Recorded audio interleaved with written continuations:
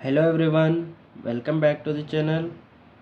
Today we'll discuss one important topic from pharmacoepidemiology, that is ad hoc data sources, especially in PMS, that is post marketing surveillance. These are temporary purpose specific methods to collect real world data, real world safety data actually, after the drug has been entered into the market.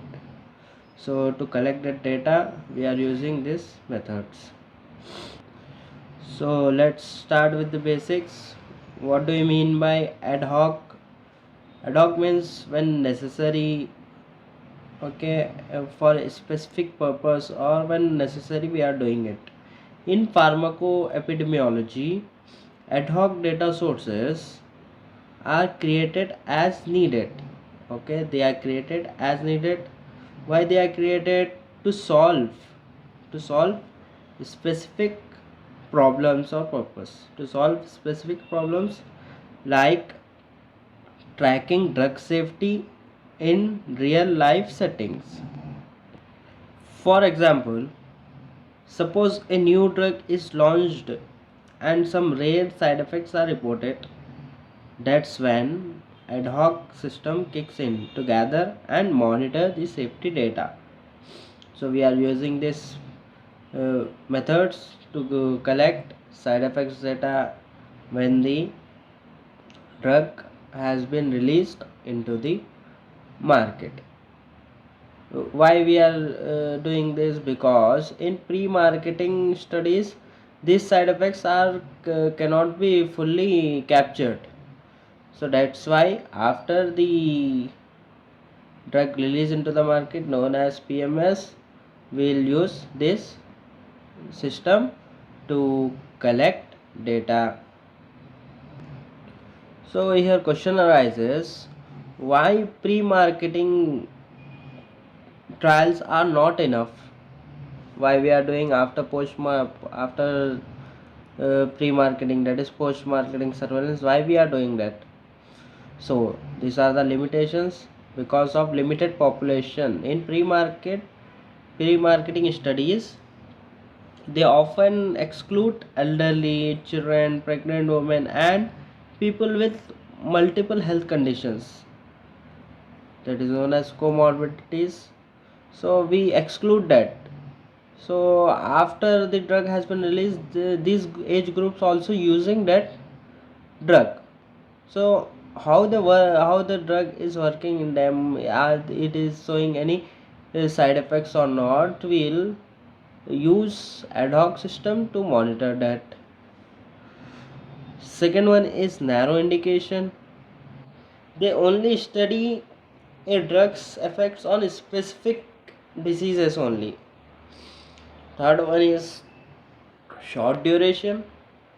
In clinical trials, mostly study short term effects, but we need to study long term safety, especially in chronic conditions or diseases. इसीलिए PMS study और ad hoc sources ज़रूरी होते हैं. They are very necessary.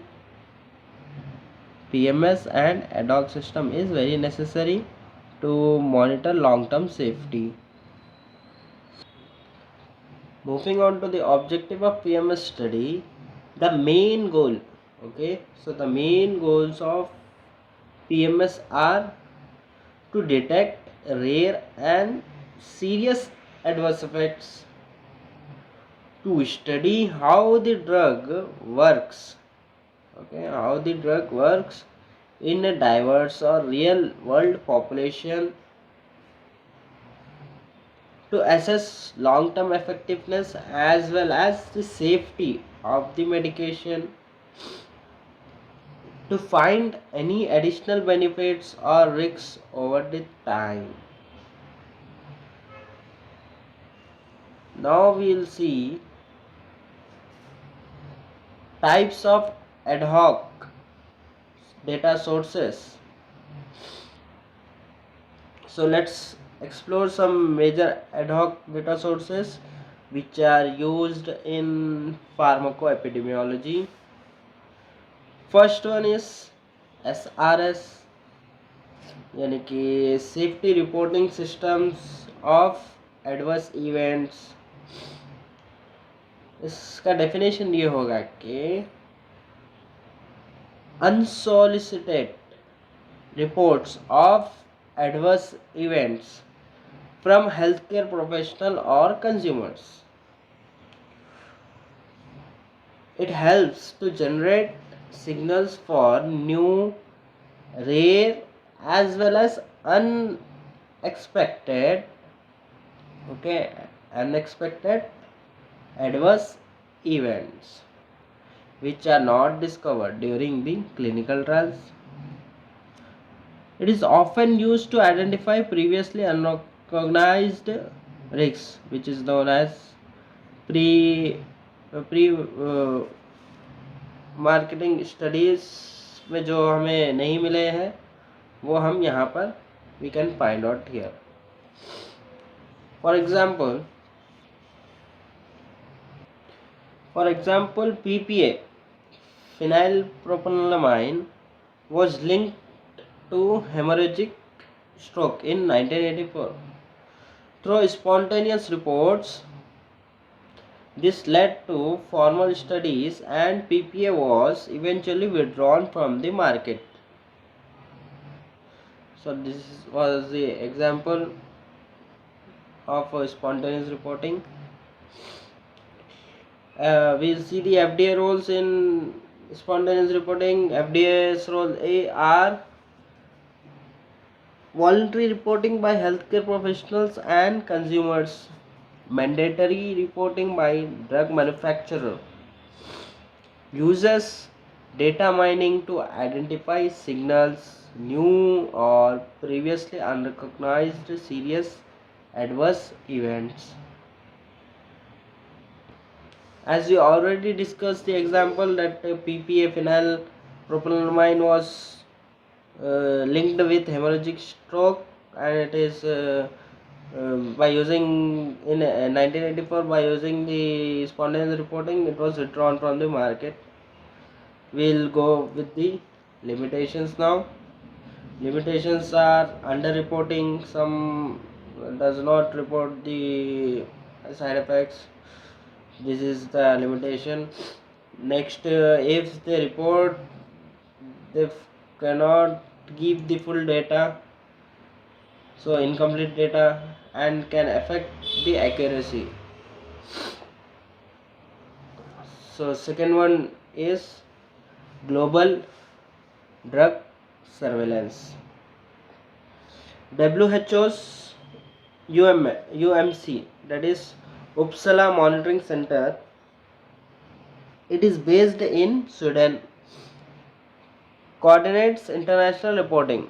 So Uppsala Monitoring Center coordinates international reporting. It standardizes adverse events terms and format. 130 plus countries send monthly reports on adverse event. 130 plus countries per month they send adverse events. ये system globally harmonise करता है safety monitoring process को.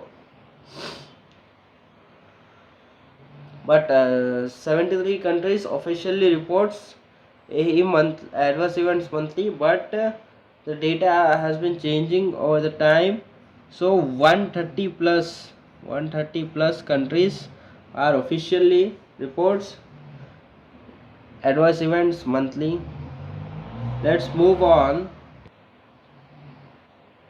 to case control surveillance, CCS.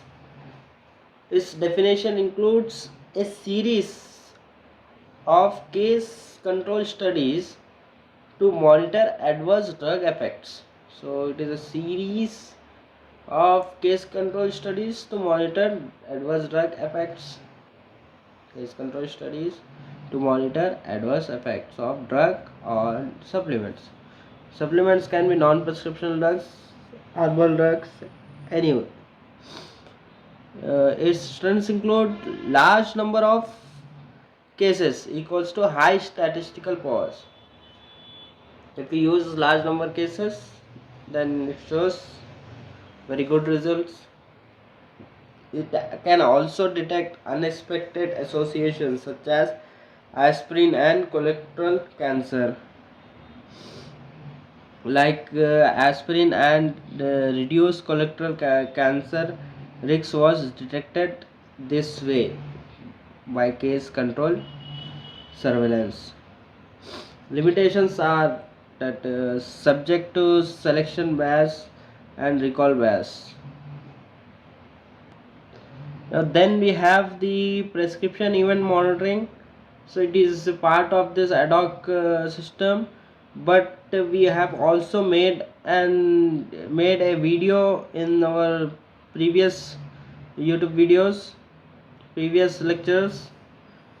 So if you want to write in detail about it, you can check that video, but here we have to write just the overview. If you have learned that answer, you don't have to worry about it.